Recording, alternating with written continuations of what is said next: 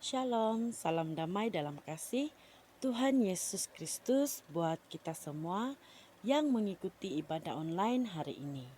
Sebelum kita mendengar firman Tuhan, mari saya ajak kita berdoa.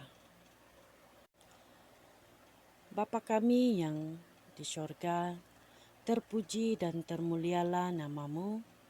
Atas kasih dan anugerah-Mu, kami dapat bersama dalam ibadah online PKK SIP Kawasan Tenom hari ini. Sebelum kami mendengar firman-Mu, kami mohon agar Tuhan membuka hati kami sehingga firman-Mu dapat tertanam, dapat diterima, dan kami dapat mengerti isi daripada firman-Mu, ya Bapa di sorga. Haleluya Tuhan, terima kasih Tuhan Yesus, dalam namamu kami sudah berdoa. Amin. Nah adik-adik, siapa yang tahu ini apa? Love, hadiah, bunga, betul. Dan kalau yang ini apa? Iya, ini ialah sarung tangan yang kotor. Nah, selalunya orang mengartikan bentuk-bentuk ini sebagai lambang apa? Love, bunga, dan hadiah. Selalunya ini menggambarkan sebagai cinta, sayang, kasih, dan perhatian, betul? Tetapi kalau sarung tangan yang kotor, bolehkah kita cakap itu lambang sebagai cinta, kasih sayang, atau perhatian? Kita belajar tentang ini hari ini. Mari kita belajar. Hari ini kita akan mendengar cerita perumpamaan Tuhan Yesus tentang orang Samaria yang murah hati. Perumpamaan ini diceritakan Tuhan Yesus untuk menjawab pertanyaan seorang ahli Taurat tentang siapa itu sesama manusia. Ini boleh kita baca dalam Injil Lukas pasal 10 ayat 25 hingga 37. Ada seorang Yahudi yang sedang berjalan dari Yerusalem ke Yeriko. Tiba-tiba datanglah para penjahat yang merampoknya. Para penjahat itu memukulnya hingga hampir mati, lalu meninggalkannya. Setelah itu, ada seorang imam melewati jalan itu dan dia melihat orang Yahudi itu tergeletak. Tetapi seorang imam itu tidak menolongnya dan melewatinya. Setelah itu, ada seorang Lewi melewati jalan itu dan dia melihat orang Yahudi itu tergeletak. Tetapi seorang Lewi itu tidak menolongnya dan melewatinya. Setelah itu, datanglah seorang Samaria yang sedang melewati jalan itu. Orang Samaria itu merasa kasihan melihat orang Yahudi itu. Orang Samaria itu menghampirinya dan merawat luka-lukanya.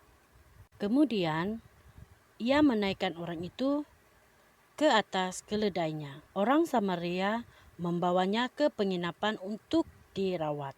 Besoknya, orang Samaria itu membayar biaya penginapan dan perawatannya. Kalau menurut pendapat kamu, siapakah yang menjadi sesama bagi orang yang dirompak tadi? Apakah seorang imam, seorang Lewi, atau seorang Samaria? Ya, tentu saja orang Samaria itu. Nah, Yesus mengajarkan kepada ahli Taurat itu dan juga kepada kita semua bahwa mengasihi yang benar adalah seperti yang dilakukan orang Samaria itu, yaitu dengan menolong orang yang memerlukan pertolongan. Seorang imam dan seorang Lewi itu selalu beribadah kepada Tuhan, rajin mendengar firman Tuhan. Bahkan mereka mengajarkan firman Tuhan. Tetapi mereka tidak melakukan firman Tuhan, yaitu mengasihi sesama manusia. Mengasihi itu berarti harus melakukan firman Tuhan dengan melakukan kebaikan kepada orang lain tanpa mengira orang itu. Mungkin saja masa kita melakukan sesuatu, boleh saja tangan kita menjadi kotor.